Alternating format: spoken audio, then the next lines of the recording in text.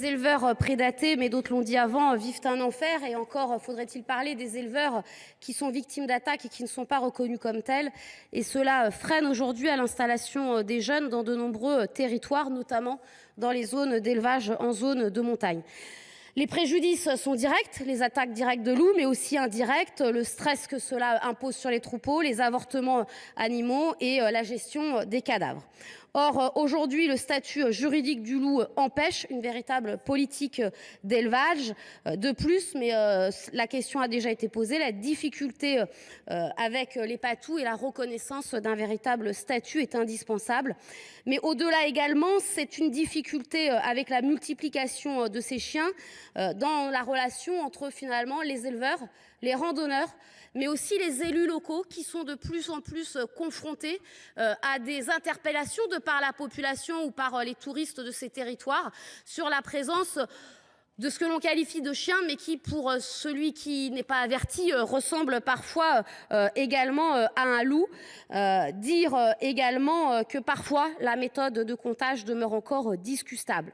Il y a donc urgence à avancer sur cette question parce qu'il en va de l'avenir de l'élevage et donc de ce que chacune et chacun affirme ici, celle d'une souveraineté alimentaire, mais aussi de l'aménagement du territoire parce que nous le savons, dans nos territoires, la baisse du pastoralisme, c'est la fermeture de nombreux territoires et donc de véritables problèmes demain en matière de biodiversité. Alors, monsieur le ministre, êtes-vous prêt à avancer sur les questions suivantes? La saisine directe des louvetiers par les éleveurs détenteurs de tirs de défense et à prendre en charge le coût du ramassage des cadavres à la charge de l'État et, comme je l'ai déjà évoqué, l'élaboration d'un statut du chien de protection.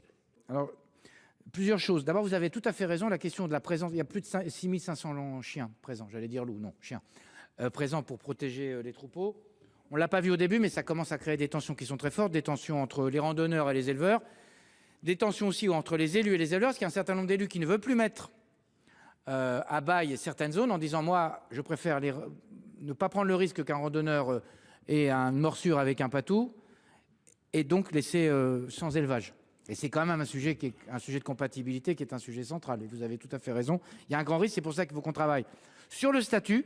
Il faut sans doute aussi qu'on travaille sur une filière de formation des chiens, de ces chiens-là, et qu'on travaille une lignée génétique. On sait que ça peut se travailler quand même pour avoir des chiens qui soient encore plus spécialisés, si je peux dire, sur la question du loup. Et puis il n'y a peut-être pas que le patou. Enfin bref, il y a des sujets à porter, mais en tout cas la question du statut est portée là. Il me semble que c'est un élément très important.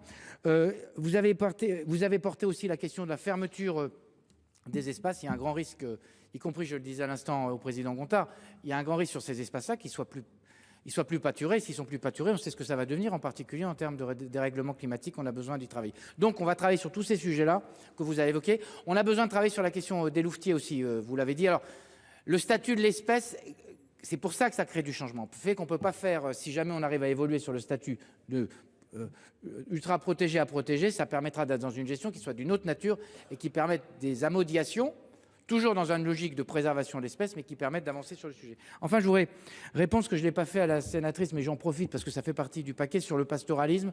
On tiendra mieux compte dans le nouveau plan loup des effets induits, des coûts indirects. Parce que pour l'instant, on indemnisait la perte de l'animal visible.